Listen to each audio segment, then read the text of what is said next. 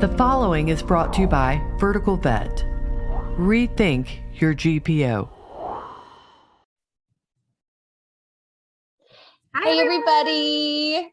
So we are Angel and Megan with Vertical Vet, and we are coming at you guys with a new segment. It's called Coffee Talk. So every month we're going to have just a really organic conversation. We'll bring in some cool guests every once in a while. And really the point of this is to have a discussion on topics that as practice managers, you guys face on a pretty regular basis. Another fun thing about Coffee Talk is we're going to have a new mug every month. So Angel, let's see your mug. My RBG mug, guys. It says women belong in all places where decisions are being made. Makes me feel very powerful when I drink out of it. Right. And I got one that goes a little bit with that. I'm speaking. And this was totally unintentional, guys. Totally unintentional. So we're really excited about this. We're also, this is kind of on the fly, right? That's how these organic conversations happen, is there's no prep work. We just kind of, go with the flow and make sure that we're getting you all of the information that you need. So today's topic is really talking about change, and as practice managers, how we can adapt a little bit better to change within our practices, how we can help our teams adapt to change. Maybe you're bringing in a new policy or a new procedure, a new service, or you have a new veterinarian coming in. How can we support our teams move through that process of change? How do we adapt to it? So Angel and I both have spent a little bit of time in practice.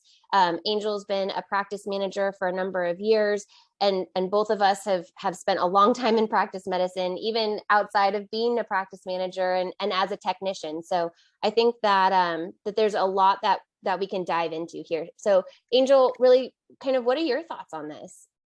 I think so often as managers, we feel like we have to carry the load and we have to know everything, and we don't take that step back because we're go. And, Megan, we talked about this a little bit before coming on the call, which is, are you talking to your team about what's happening within your clinic, where you're seeing these holes in the schedule? Why are we not running as efficiently as we used to? And taking every bit of constructive criticism that they give, because ultimately, right, it is not a reflection on you as a manager. It's a reflection on how can we do things better and continue to grow and change with the times, change with COVID, being short-staffed, and I really think it's taking that step back and saying, what can I do better here? And how can we take everything that we're dealing with right now and adapt and overcome? And I do think, in vet med, we do that better than anyone else. Oh yeah, hands down. Hands down. I mean, I Hands feel down. that statement, Angel. Honestly, I think that it's one of those things that when we're looking at change, right? Again, whether you're bringing in a new team member, you're changing a policy or procedure, usually you're doing those things either one, because you want to affect the efficiency of your practice, right? You want your practice to run better, smoother, bring in more revenue, help more patients, or you're bringing in change because there's been some sort of incident in your practice that you need to adapt to, or have something that you can kind of tweak a little bit so that issue doesn't happen again. And when we're looking at change, I think one of the things that we say all the time in vet med, right, is like, no one in vet med wants to change. We are stuck in our ways. And I understand that.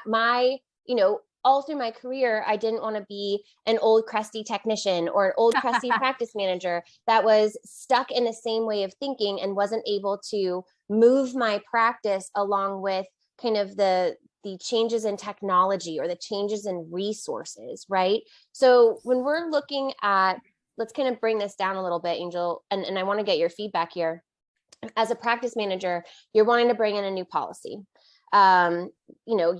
You're adding something new to your handbook, you're bringing in a new policy, you want to talk with your staff. How do we go about presenting this change to our teams so that they're more inclined to go with it rather than put their heels down and say, no, I don't want that?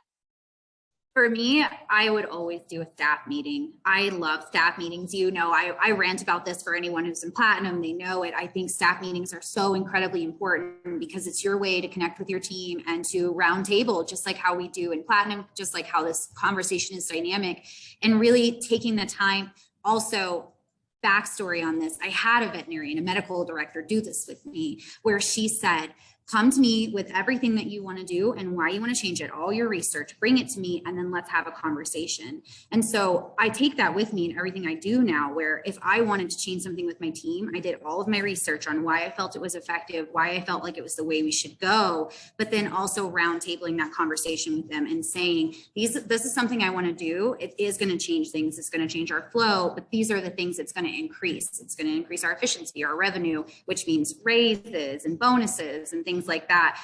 And I think our teams work so hard and they deserve that. And so when you're looping them in on really important conversations that will affect the clinic, I think it makes them feel valued. And so one, I think they have a better reaction when you do want to change something, but then also, you know, they're the ones working in the back every day. Not the managers don't tech back there, because they absolutely do, but they're the ones who are experiencing that day to day. So any pushback that they have is probably validated. And then you can come up with, okay, I'm hearing that there's a problem and I see what you're pushing back on, but what are we going to do to fix it now that you've made me aware of this? And we know it's something that we have to overcome. Oh yeah, absolutely. You know, because that thing that you're wanting to change in your practice, you have to change it, right? Yes. Like, you know that at the end of the day, this has to happen. And you also know that there's probably some of your team members that are going to push back a little bit.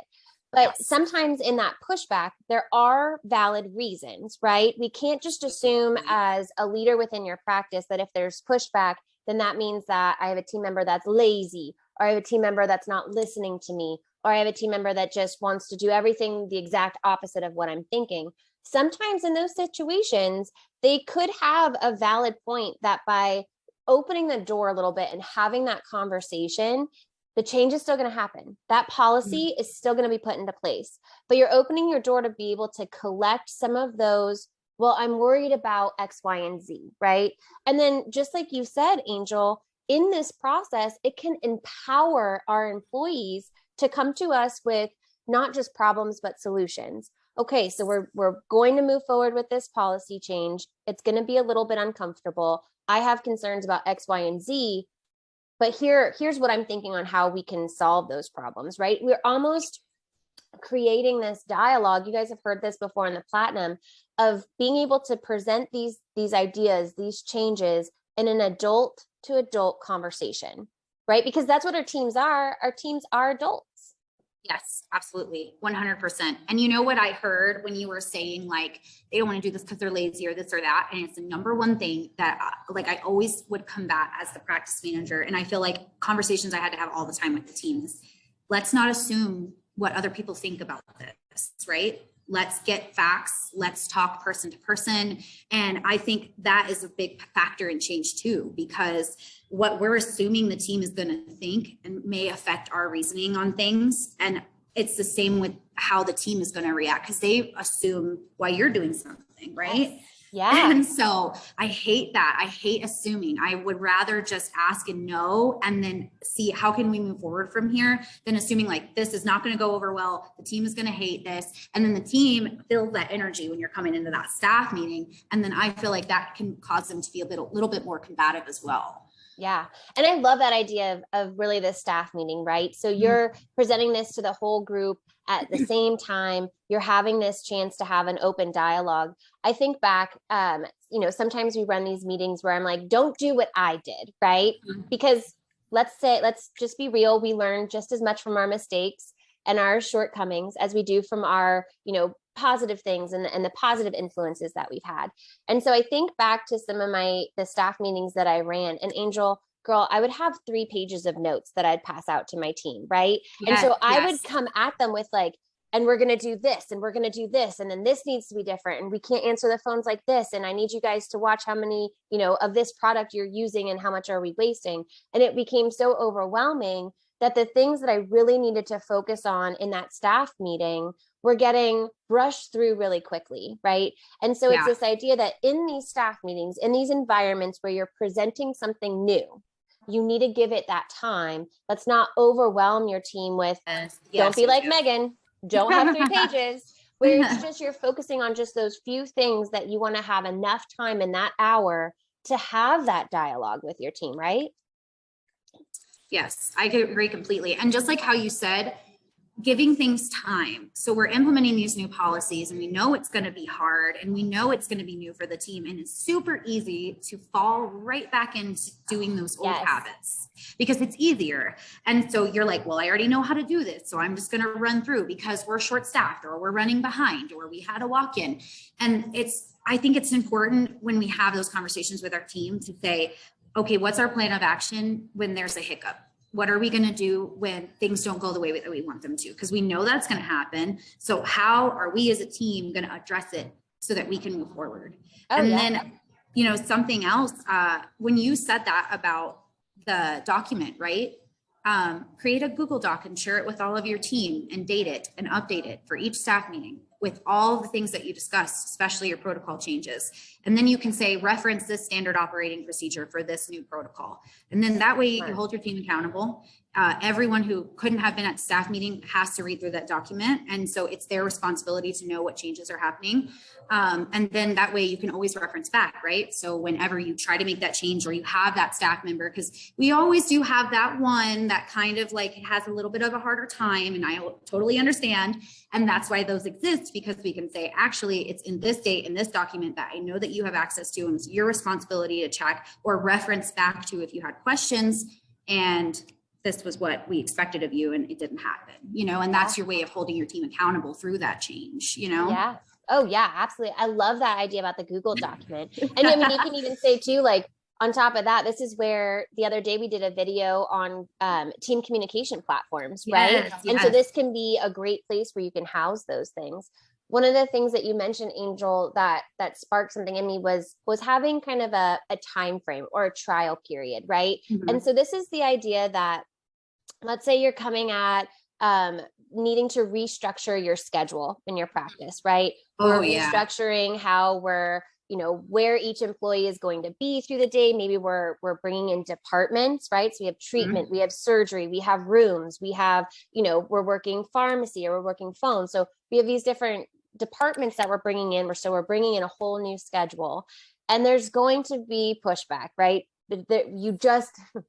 You're doing this in your office knowing that there's going to be pushback.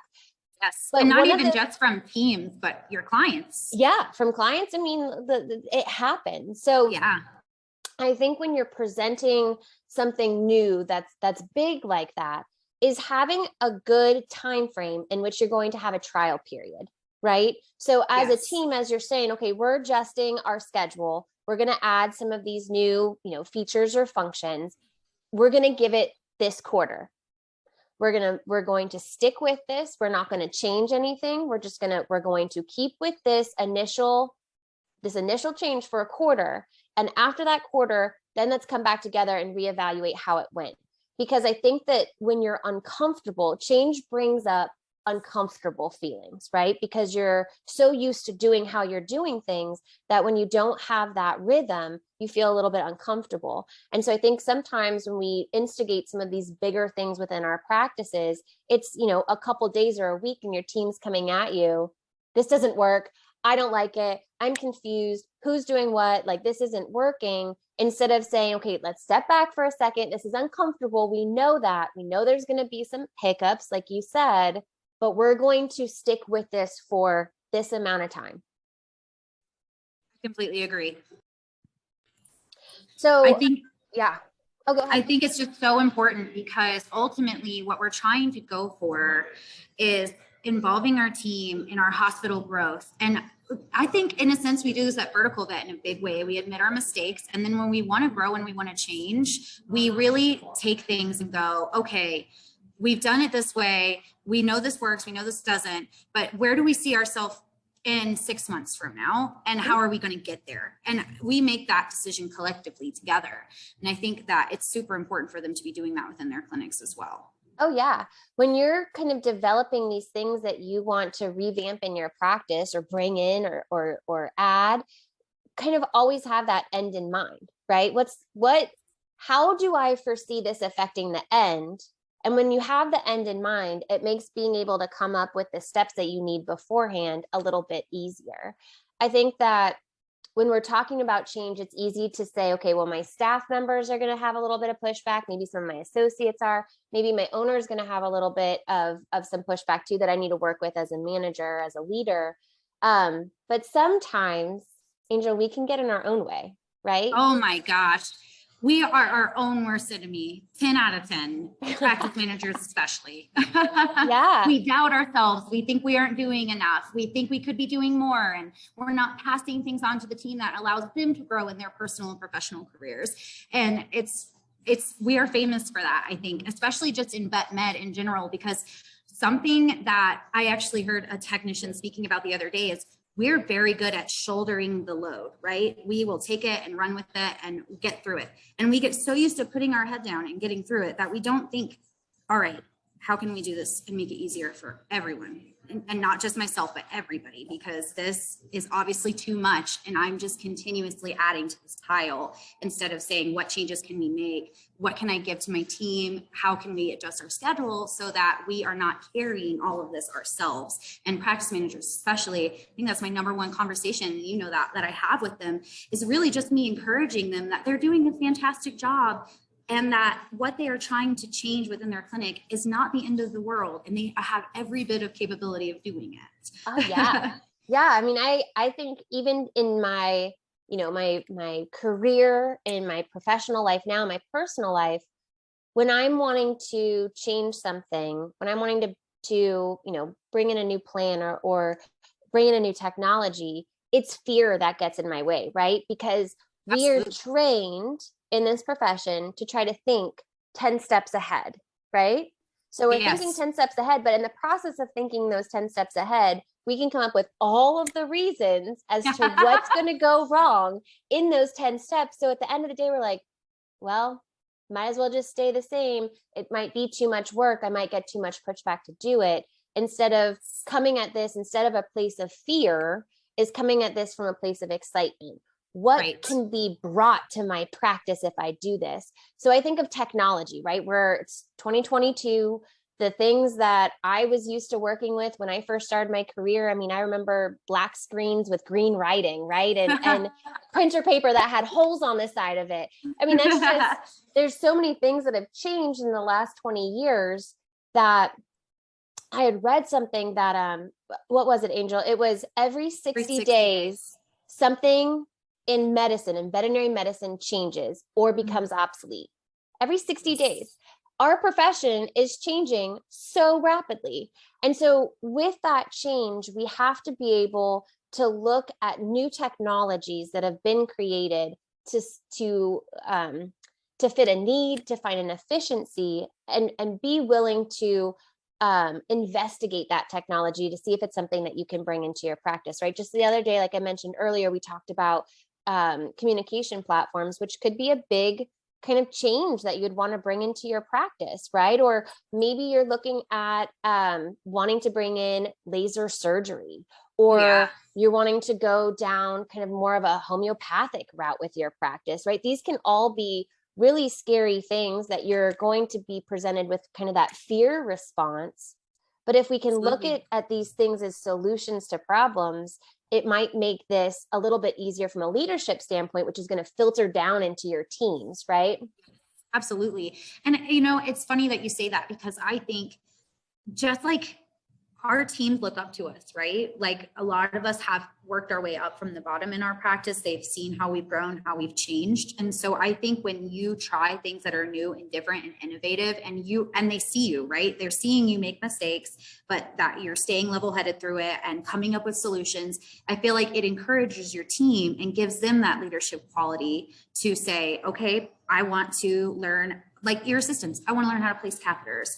I want to learn how to monitor anesthesia. I want to learn how to figure out controlled drugs. Like those are things that really grow them. And I feel like it gets them excited because they're seeing their leader lead from the front and make those mistakes and accept those challenges and say, all right, I've done this.